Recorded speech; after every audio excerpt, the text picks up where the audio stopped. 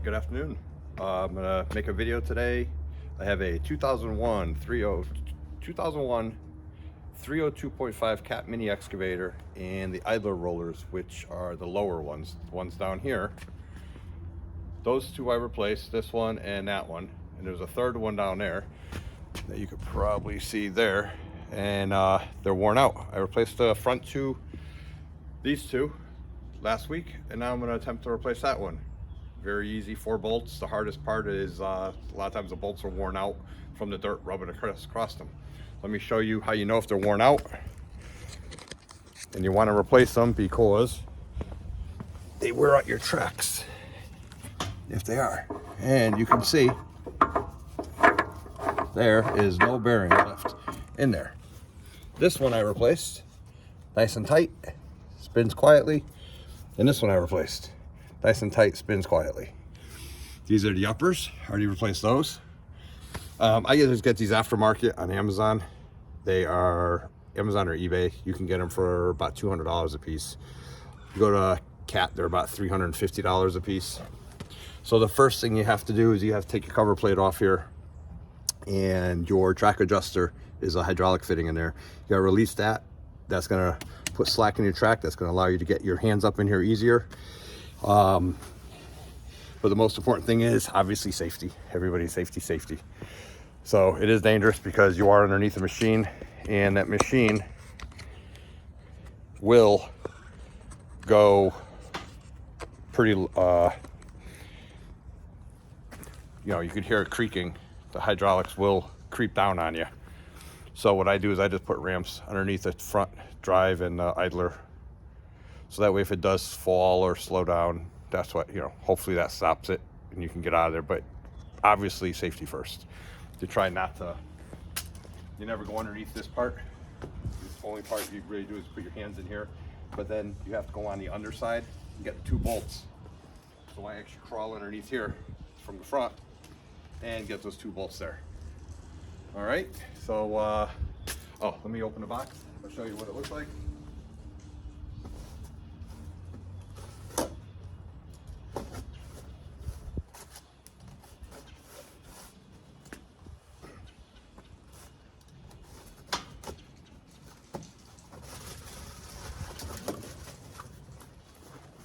And they're pretty heavy. They're about, I'd say 30 pounds, 20, 30 pounds. I don't see what the weight says on here, but they are solid milled. See? And what you got to be careful of is the axle has a flat spot. So you want to make sure that flat spot when you put it up there is up like that. That's it. So here's the part number. That's this manufacturer's part number. So, but they're cheap enough to replace. I don't think you need to buy the real expensive ones. And they're really easy to replace. So, let me get started. All right, for some of the tools you're gonna need. My machine is, I find that most of the bolts are standard. So I use a 5/8 bolt or a 5/8 half-inch drive to take this off, this cover plate. Once you take the cover plate off, I actually have a 3/8 drive that I only use for it because it gets really covered in grease when you open it up. And that's a 11/16. And then these bottom bolts underneath here are also, I do believe, the 5/8. These take a little time. You gotta have a large breaker bar to break it loose. And the other thing you gotta make sure you have is a grease gun with a full tube, because you're gonna have to replace new grease in there to get your tracks tight again once you're ready to go. It is messy. So what I do is I actually use these moisture pads. Try to contain as much grease as possible before I dump it all over my tracks, because I have to work in here, and I'll stuff it in here, and sometimes if I'm working with hydraulic fluid, I'll have them out on the ground, so try to protect the driveway as much as possible. So that's pretty much basically most of the tools you'll need. Really, if you own a machine, you should definitely be able to replace these. They're very simple tools needed. All right, so the first step is get a 5/8. My particular machine is a 5/8. Take the track adjuster cover plate off.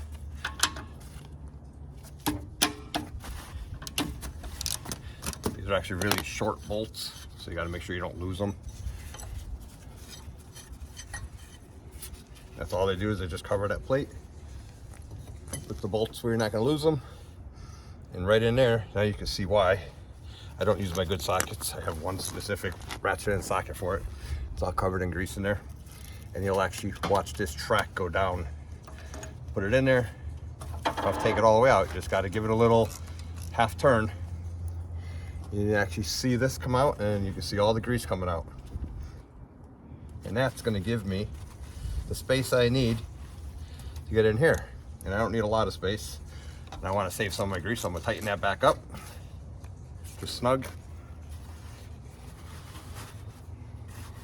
And that's that. And you can see it gets all over your tools, and it gets all inside there. So you really don't want to put that back on another bolt before you clean it. So let's see, otherwise you'd be working all on that, and that's all on your tracks. So you really don't want that. All right, the next thing I'm going to do is I'm going to go up to 1/2" drive. I'm going to attempt to see how loose these are. Actually, just going to put it right on the breaker bar. And righty tighty, lefty loosey. So it's that way it would be tight, so this way would be loose. So I just need to pull toward me. And like I said, these bolts, the problem is, if I remember, I'll try to show you when they come off. They get really worn out from all the dirt. So I try to use a 12-point. I try to use a 6-point when I can, but if I have to, I use a 12-point. And I just break it loose like that. Sometimes it takes a little finagling to get it on there. Like I said, these bolts get worn out. You can replace them. See, what I'll do is I'll actually take this off, and I will actually try to hammer it on there.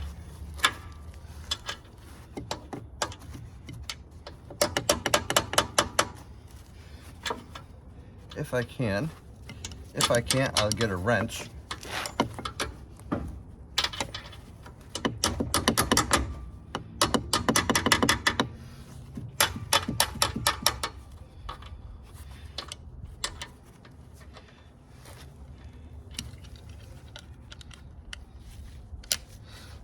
Let me go grab a wrench. Okay, I'm gonna switch over to a wrench. I have the ratcheting, and I have the old standard Craftsman. I like the old standard Craftsman the best. So I know that it's all rounded, or some of it's rounded. So I'm just gonna take my box end, stick it on there, and pull nice and easy, slow and steady, and loosens up nicely.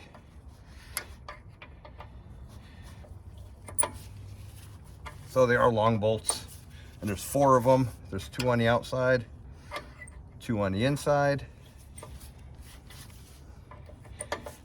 Like I said, the inside ones are under here.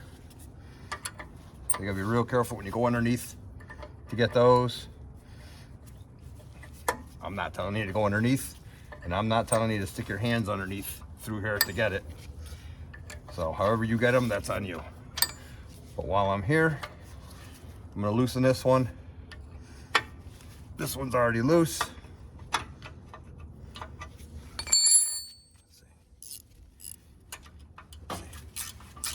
So I gotta put this on. Now that I already broke it free with the other one, I don't like putting a lot of stress on the ratchet side. All right, so now I'm gonna go underneath, and I'm gonna get those. Now once I go underneath, I'm gonna take those all the way out because I don't want to be underneath there any longer than I have to. These I'll leave, because that way when this falls off, it's not gonna fall and pinch my hands, because they are heavy. I'll leave these here, and then I can come out here and remove those from out here. But what I am gonna also do is get rid of this, because I'm pretty much done with the grease. take this and I'm just gonna throw this right away. And that way, that's one less thing I don't have to worry about put my hands in. All right, you can see this one's nice and tight. That's the bad one. I'm not gonna keep my hands in there, and I'm not gonna dilly-dally while I'm under here. I am going to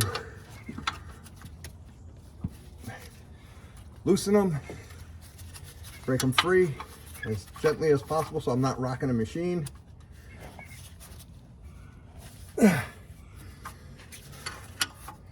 Like that. Those two are loose with the wrench. Grab my ratchet, see if I can get these on here now, make it a little quicker. And I can get them right off like this. I can already see that the machine lowered about 1 inch since I started this. That's just because of old age. It's 22 years old. So the hydros aren't the best, obviously. And that's one. And I'm gonna use a wrench on the other one.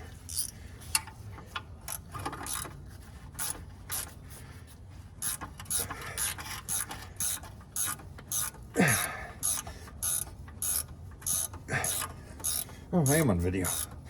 Let's try not to be on video.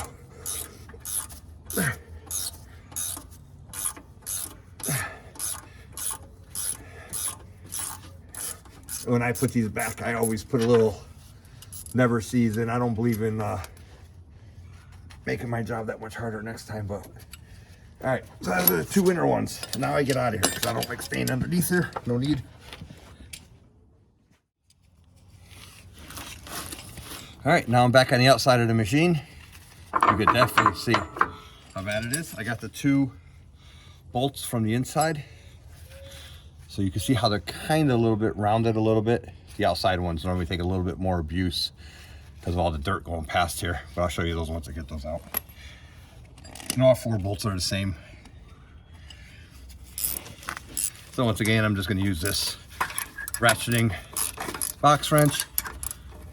If I can get it on. This bolt is really needs some cleaning up before I put it back in. I'll just take a hand file to it to make it so the socket fits nicely on it, and there's still plenty of meat left on it. It just won't go on that one direction.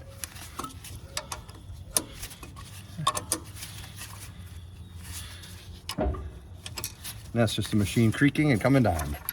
All right, so you can see how rounded that one is and beat up from rocks and stuff like that. You can see, here we go slow with it.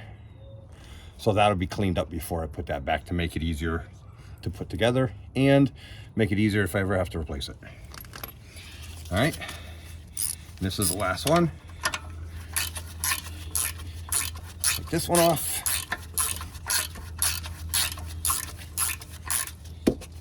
And I can already see I'm getting pressure on my ramps. That means the machine's coming down. All right, there's that. And all these holes go straight through. There's no nut, it's a threaded hole. So you can actually see I'm knocking dirt through it. So I will clean those all out before I put it together. Hey, there you go. So now it should come right off, but it's been on there. So you gotta tap it a few times.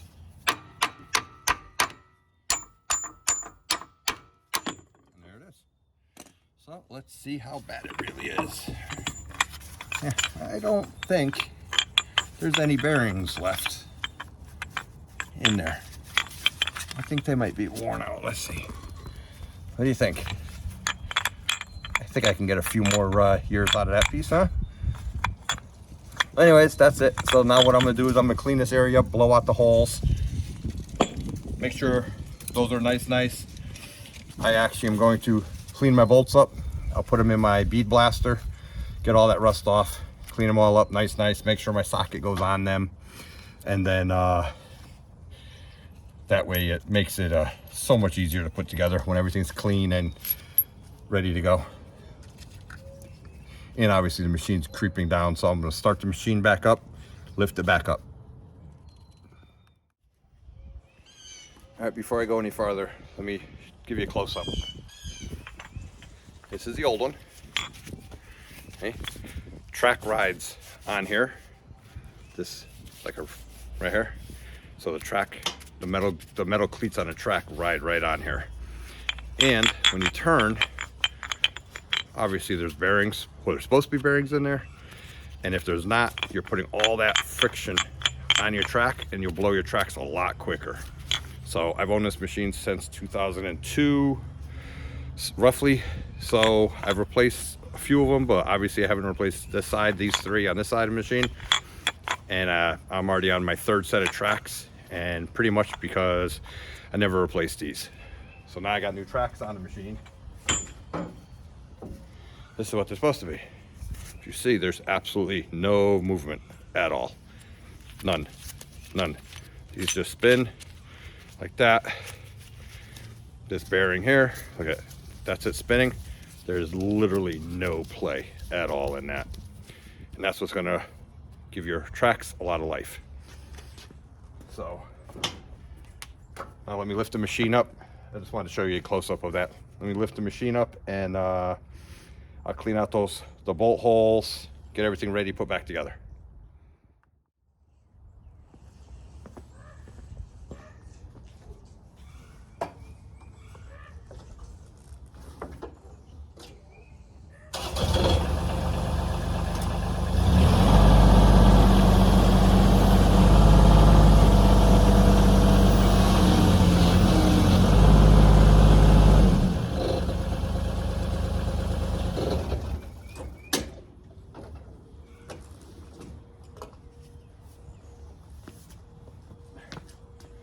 All right, so that's how much the machine dropped since I've been working on it. And pretty much most of it was the front blade there. I never rebuilt that or replaced that hydraulic cylinder, but it's doing pretty good. All right, let's get everything cleaned up. All right, let me show you my bead blaster here. Yeah, I rebuild concrete buggies as a hobby. This is a track self-loader. This is actually not for concrete. It's for stone and dirt. That's a tracked Honda HP 400 tracked wheelbarrow that I picked up that I redid. That's just a normal concrete buggy. I got an old antique walk behind buggy over there. But anyways, we're not here for that. All right, so see if you can see. It just cleans them up. You'll see. I do one at a time so I don't lose it in the grate.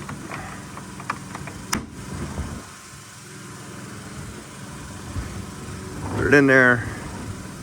See all that corrosion? Don't mind the gas-powered air compressor, but my electric one broke. And you can see it takes it right off. Then I do this other end. Right there.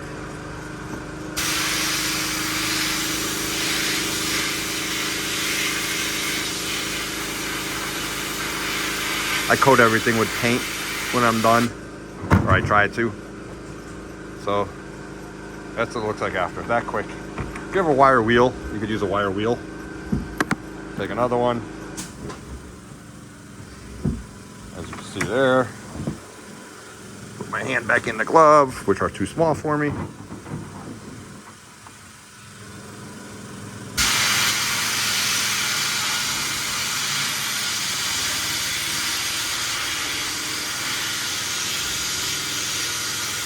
This one's a little heavier rusted than the other one.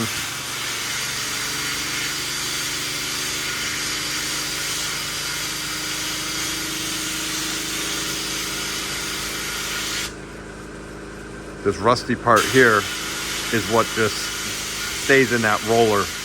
The top part here, the clean threads, that's what actually is used on the machine. That actually is holding it in place. So this way they just don't get locked up in there. And clean the head off a little bit there.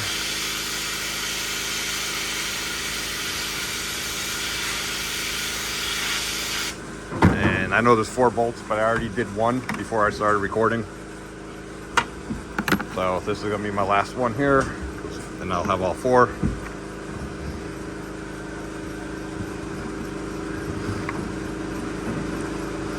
There, let's go close for you.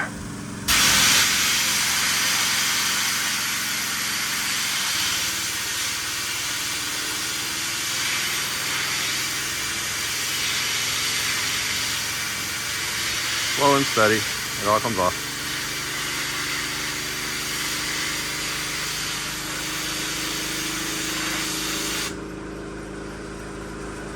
Get the rest of the threads.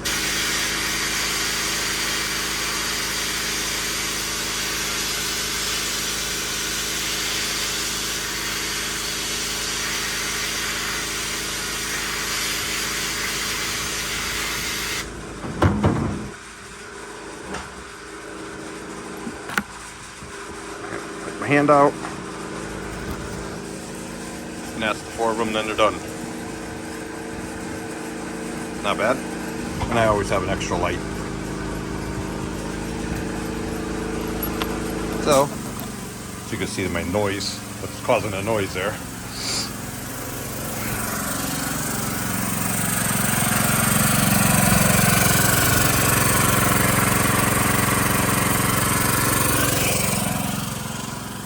My old Craftsman I had for 20 plus years finally died. Oh, there's that other concrete buggy.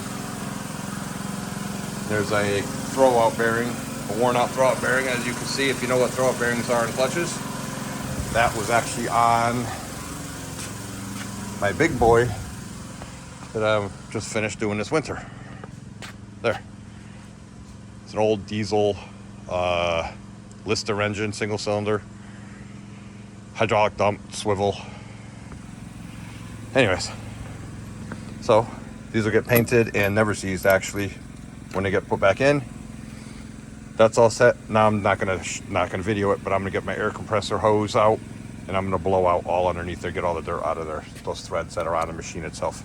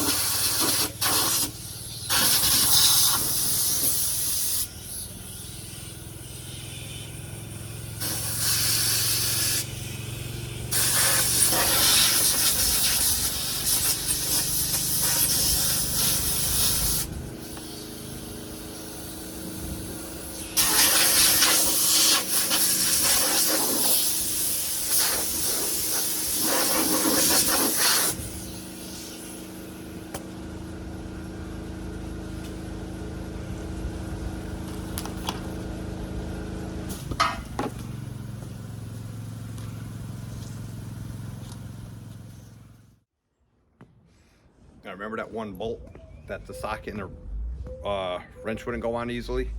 I don't know if you can be able to see it, but it goes on this way. Turn it. Goes on this way. But it does not go on this way. And if you look very closely, you can actually see a bump. Let me see. Where do you want me here? You see that bump right there. So what I'm gonna do is I'm just gonna go take a hand file. I'm gonna just knock that little bump off, and that'll fix this whole bolt. That way I don't have that problem next time, if there's a next time. All right, got that bolt, got my hand file,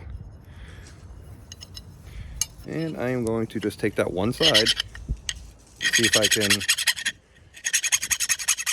without rounding it. Now you can definitely see the shiny spot there.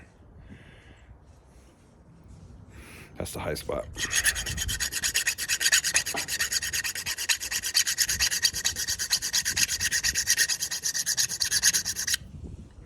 It's going. The other side.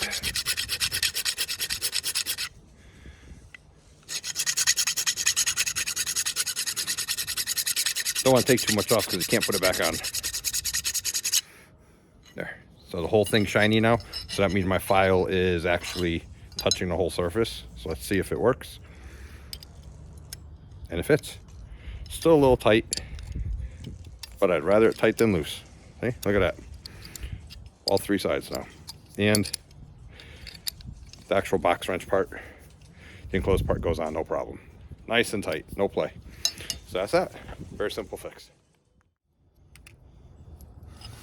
Okay, the other thing I do is, this part gets a little bit messy, but I clean out the threads that are in there. So I take one of my bolts that I know is good. I put just a little bit of Never Sees on it. Without sticking my head underneath there. There's a bolt hole here, so there's two, and then the other two underneath there.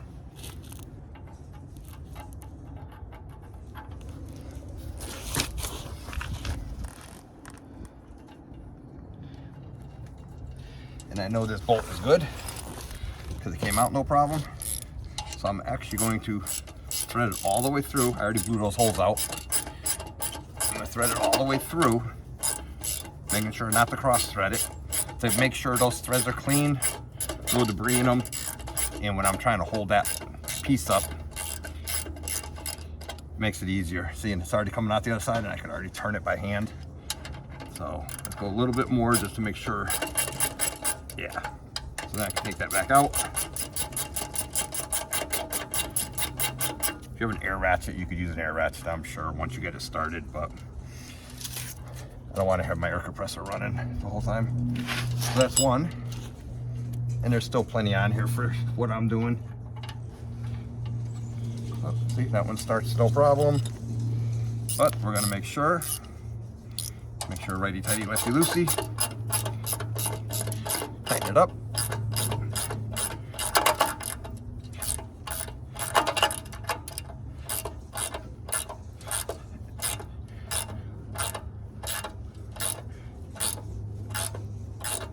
Like that. Feel how far? No, I gotta go more. See, this one's kind of tight in there.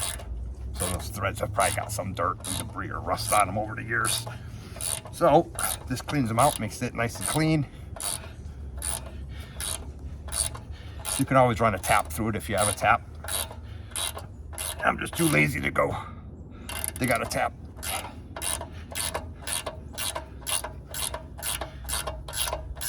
Okay, nice now. So it should come out nice and easy. Yep. Now the unit's not in the way, the piece. So I could probably get these inside bolts from out here. And I'm never having anything underneath my knees and my feet underneath the track. I like my legs, I like my feet the way they are, attached. So, all right, so that one's done. Now I'm gonna add a little bit more because you can see it all wore off on that, the second one. Just add a little bit more, not too much. And bend down underneath there, look, there it is. Oop. Try it again.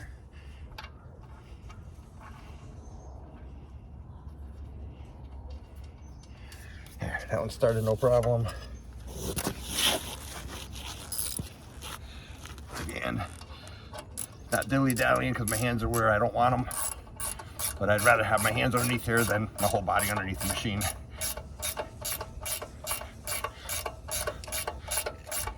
Try not to do that unless I absolutely have to go underneath it when it's airborne. Hydraulics fail.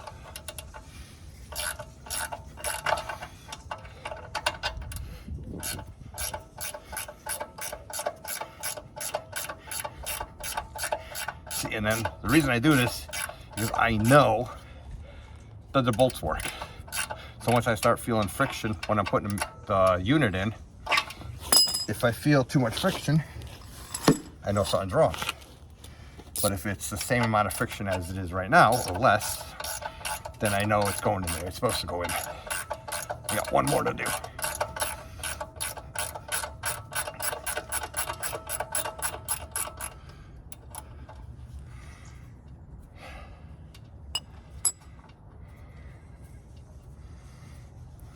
Let's see.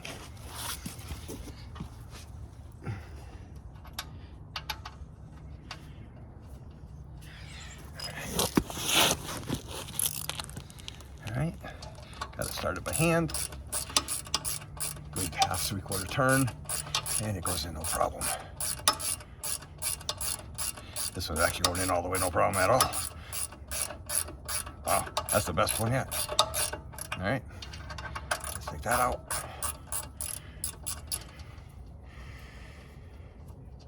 Okay, so this one you get never sees all over your hands doing this. All right, so this is the part of the bolt that I'm afraid of getting seized in the cast part of the machine, of the attachment in here. So what I do is I put the roller where it belongs. You can see how it sits in the track, like that. This one you get a little messy though. Just put a little bit. Like I said, put a little on the threads too if you want. And you got to make sure this flat spot stays flat. Take this, put it up in here. I don't know if you're gonna be able to see it when I do it, but we'll see. There. Now, roll it back this way, lift it up.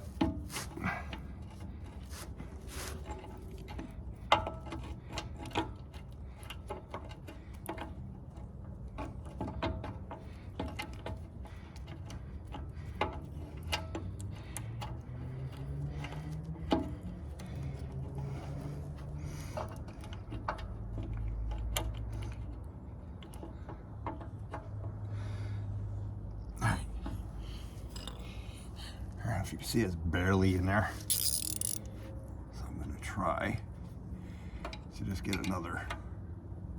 Nope, didn't have it. Didn't have it started.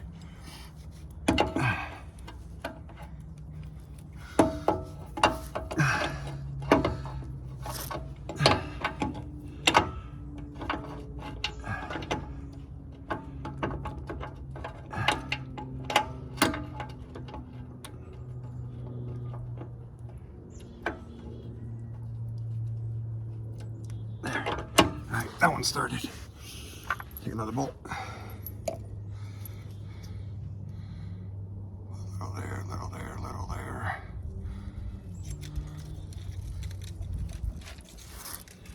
Put it up in this hole here. Spin it around, get it coated. And put it up in place. You can see this. It won't go all the way up if it's not flat like that. It's cut perfect intentionally like that. See, now I can get these hands started like this. Just put a little more on this one. Go this way. But I'm not going to go tight because I need all the play I can for the inside one. So, there. There. All right, so I got the two on the inside I gotta go do.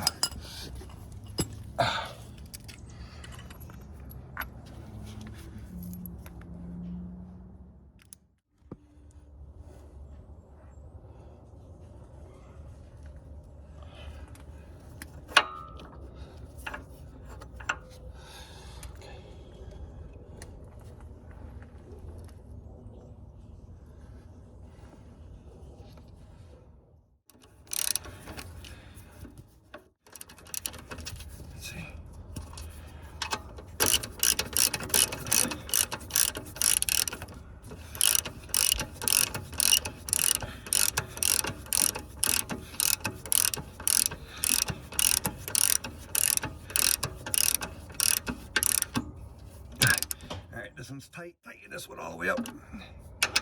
I don't know what the specs are supposed to be for this, but you know what? It's an excavator. Tighter the better. There. There. There. All right, get the tools out from underneath. The only thing I have to come back for is spray paint, and I'm gonna get out of here. Also,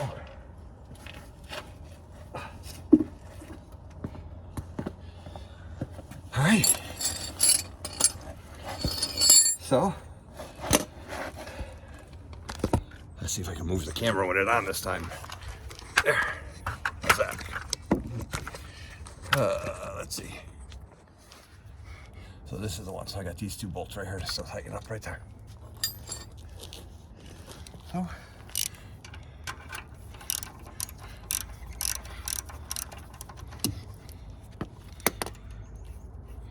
see, by cleaning out the holes, I can actually get that one all the way in by hand.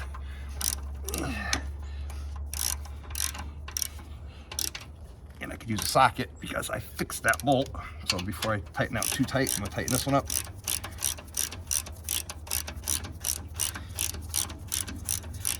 Like this.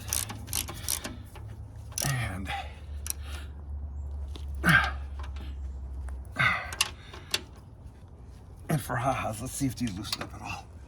Nope. There. There. All right. All right, that's it. That's all back in. And now the next thing is to put grease back in the machine. Before I do that, that little fitting right there, I tightened it up already. I hope I have enough grease in this grease tube, otherwise I'll have to put a new one in. But if you watch the track and watch this slides out, it actually moves this whole front idler wheel, pushes it right out. You can actually see it right here. That's also how you keep eye on how bad your tracks are. And you can see this is going up.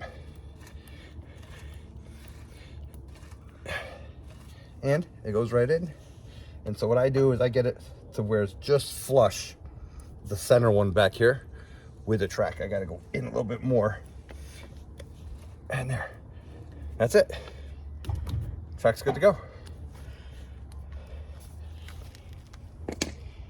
I may have to put a little more in once I start running the machine, but I always have a grease gun with me anyways, and I bring that socket set that has that greasy one that I used in here with me, because that's actually made, I actually keep that for the machine just in case the track falls off, or if I gotta add grease to it to tighten it up, or emergency repairs. That's it. 5/8 once again. A little snug.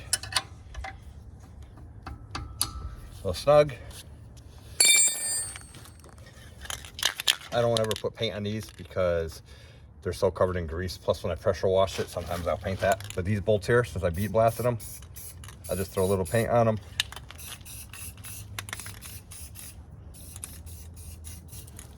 Like that. It's a machine. They're made to be outside. But I'll take you inside, or I'll take you underneath now to show you what it looks like underneath there. All right, like I said, I don't dilly-dally when I'm underneath there. I don't mess around. I kind of go in and out as quick as possible. So I replaced that one already. Let's see if it's gonna focus here. And that's the one we just replaced there. And you can see that shaft has a flat spot on it, and it's made to go right up against there. And these are the 2 bolts. So just gonna hit it with a little spray paint. Like I said, nothing fancy, just to hopefully protect those bolts a little bit. See, this one even has paper on it because I haven't used the machine too much without it since I replaced it. And that's it. But yeah, it's not a comforting sound when it's creaking when it's above you. But this is your center pan for your swing. All your hydraulic hoses and your swing bearing is up there. Yep. Your oil, engine oil, your bottom of your engine skid plate is there. And that's where you change your oil. You gotta drop that skid plate and stuff like that. Your muffler. I don't know what else you need to know underneath here. But you can see I already painted those. I painted them yellow because it's the only paint I had last time I had them off. I replaced all the lines in the tracks.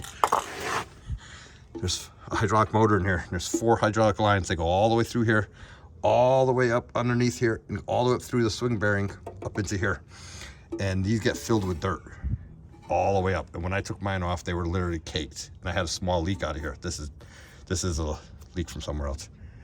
And so when I took this off to find the leak, and it was filled. And they were all just rusted. So I ended up replacing all the hydraulic lines on this side and the other side. Try to get some more life out of this machine.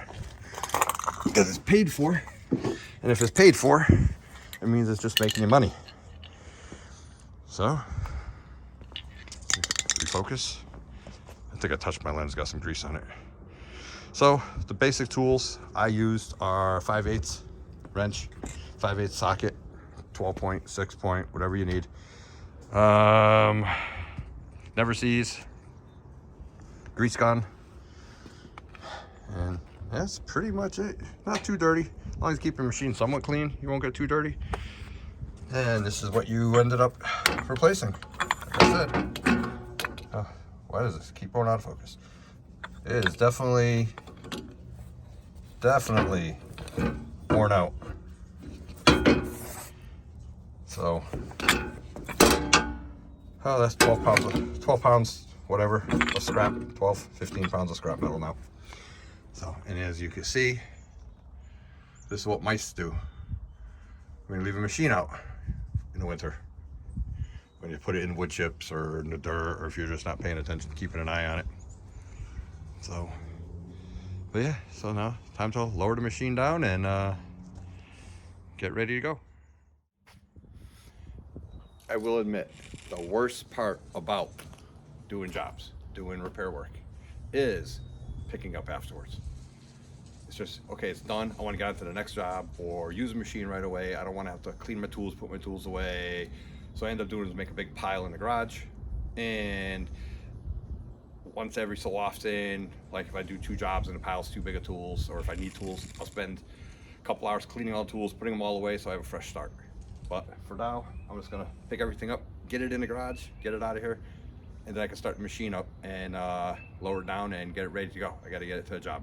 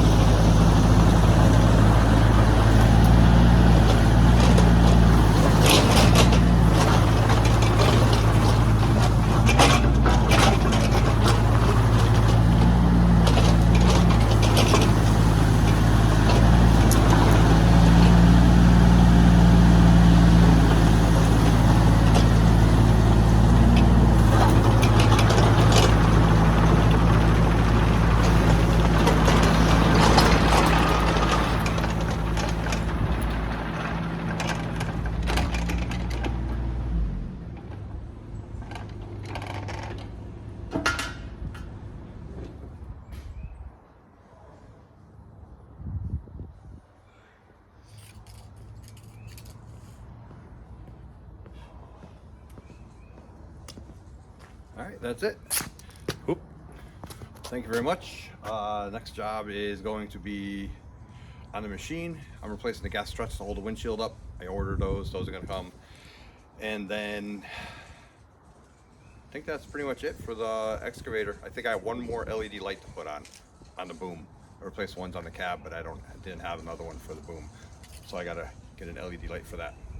So now I got to dig my excavator trailer out of there, over there. I'll pull that out, get that turned around, fill up the tires, get that road ready, and then I'll load the excavator up and bring it to the job. Thank you for watching. Appreciate it. All right. I did not film loading up the excavator, but as you can see, it's fully loaded, tied down, good to go, and on to the job.